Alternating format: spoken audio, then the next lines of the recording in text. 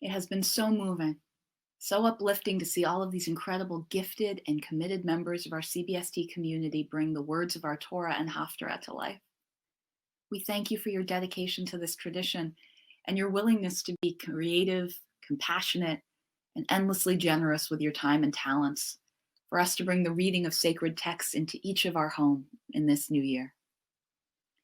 There's something so sacred and so intimate about hearing our laners from their own spaces and peering into our CBST scroll altogether, a view which is rarely seen. There's a sense of vulnerability and humanity to it. Despite being so far away, we are all invited in to experience such closeness. It encapsulates many of the conflicting and paradoxical emotions I've been feeling about the year that was and the year that could be. The stories we shared this morning, the stories we tell every year on the very first day of the new year, which we heard so beautifully chanted, are complicated, painful stories. It would be a fair question to ask, why these stories out of all possible stories Torah has to offer as we begin the journey of a new year together? Why on the first day of Rosh Hashanah do we always tell the story of Hagar and Sarah and Hannah? It's thought that these stories of birth, of reversals and renewals might hold special power for us in the first day of a new year. Hayom Harat Olam. On the occasion of the world being born, we read the story of mothers. They are not easy stories, not simple ones. Truthful tales about mothers rarely are. But perhaps this is a nod to the inherent difficulty and challenge we are sure to face in the year ahead, even as we pray for blessing and protection. It's one thing to say the world is born, and it's an entire other proposition to play a role in that birth, as we all must, to wonder and observe as a year takes shape and evolves into directions you never could have imagined, much like a child maturing into their own person. In each story, we are introduced to these women at their most vulnerable moments, where their hearts and lives are broken open, and we meet them in a juncture where they can't see a way out of their own pain. Our Torah reading began with Sarah's conception after a lifetime of infertility. She gives birth to Isaac, a laughable miracle. This one child who was such a long time coming, such an impossible dream realized, will be the sole heir to a divine covenant and the progenitor of a nation. Isaac's name is Sarah's laugh, which must have been just as much her explosive cry after a lifetime of pressurized promises that she believed she would never deliver. And yet, they have finally borne fruit. And in the space of one sentence following the celebration of her blessing, all Sarah can see for her child is danger. Her eyes alight on Ishmael, the son of Hagar, the child Sarah created, though she did not give birth to him, whose destiny is still uncertain, and in Sarah's eyes, threatening. The last words we ever hear Sarah say are words of cruel rejection. Cast out that slave woman and her son, for the son of that slave shall not share in the promise with my son, with Isaac. Hagar has known a wilderness exile before. Sarah had made her life as a handmaiden so bitter that she ran away. But an encounter with an angel and the promise of a child with his own unique relationship with God brought her back to the tent of Abraham and Sarah to give birth to Ishmael. But this wilderness is different, and she's lost, carrying only one skin of water. And when the water runs out, she cannot stand to see her child die of thirst. She prepares Ishmael as if it were his funeral, gently placing him under a bush, sitting close enough to hear but not to see, a bow shot away. And she utters what may be a prayer, what may be a challenge, what may be a resolution to God as she cries, I will not see him die. We read that God opens up Hagar's eyes so that she can see a well of water where she and her son can drink. Hagar is actually the only person who gives God a name in all of Torah, instead of calling upon a name that God has given. And what does Hagar name God?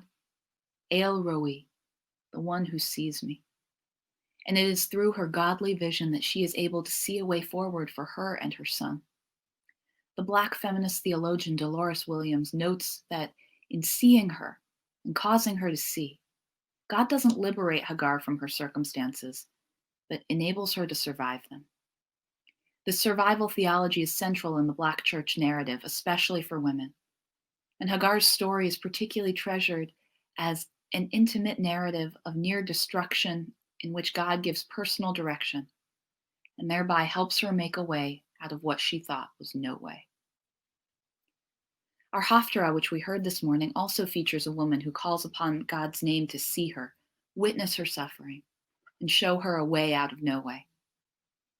This is the very beginning of the story of King David, but it starts generations before his birth with another couple who is struggling with infertility. Hannah longs for a child, though we read that Adonai had closed her womb.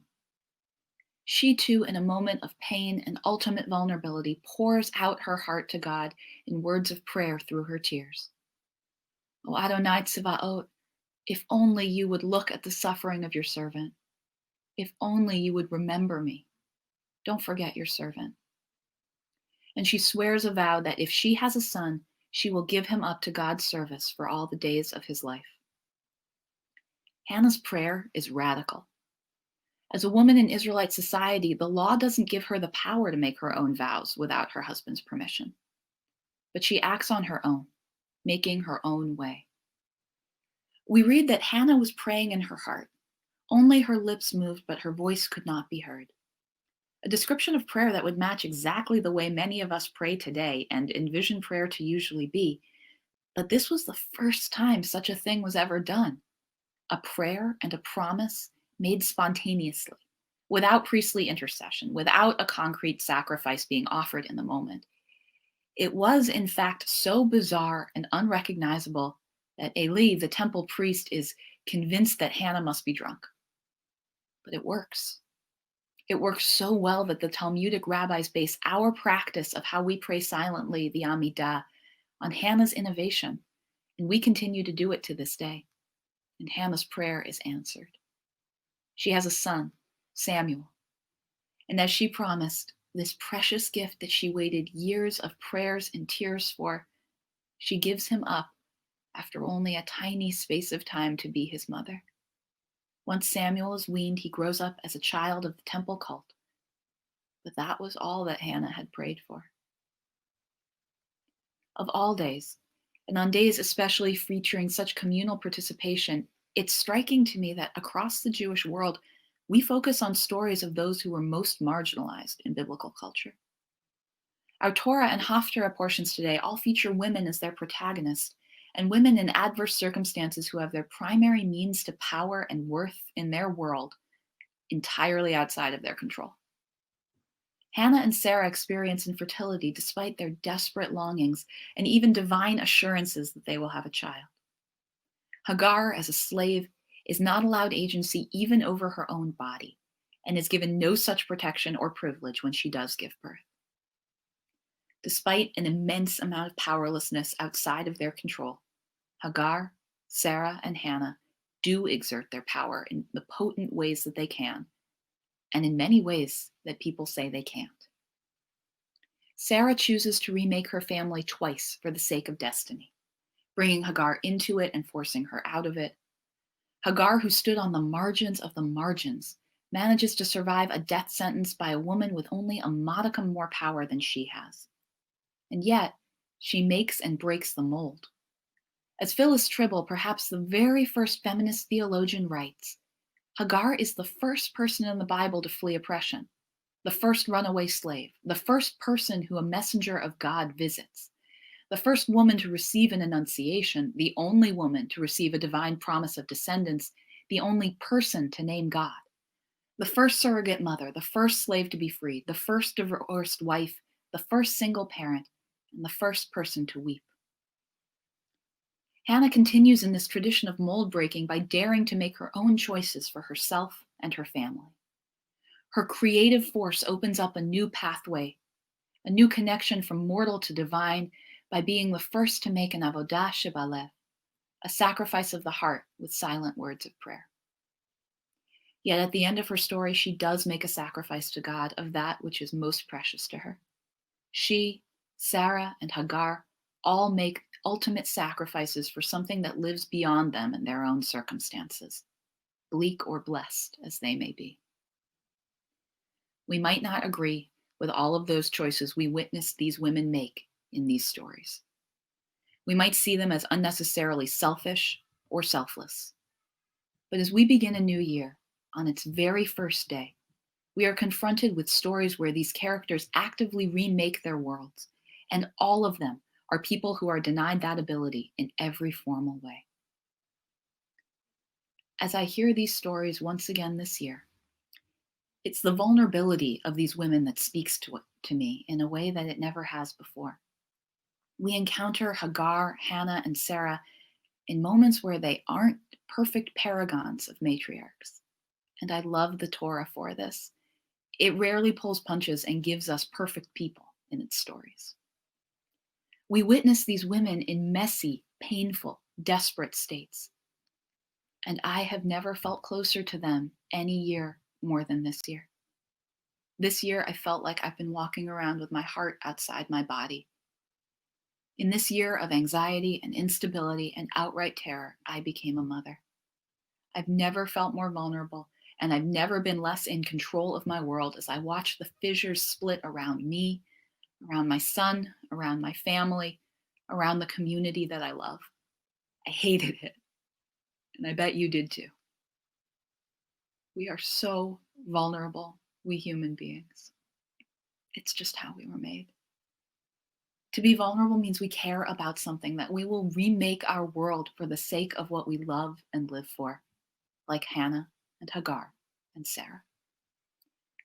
All of us know the painful and eternal truth that to love someone or something is to let your heart be broken over and over and over again. This year, inspired by these women, I'm going to try to be present in my vulnerability. I'm going to be honest about it and treasure it.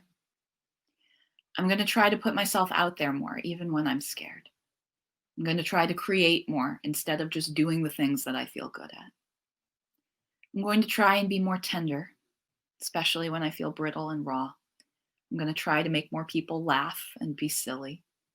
I'm going to try to be sincere in my prayers, asking for visible and invisible help, like Hannah and Hagar.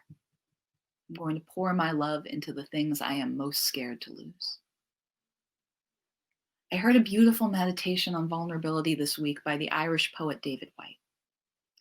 He wrote, "Vulnerability is not a weakness, a passing indisposition, or something that we can arrange to do without. Vulnerability is not a choice. Vulnerability is the underlying, ever-present, and abiding undercurrent of our natural state.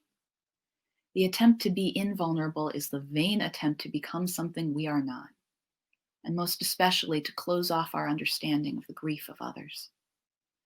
To have a temporary, isolated sense of power over all events and circumstances is a lovely, illusionary privilege, and perhaps the prime and most beautifully constructed conceit of being human.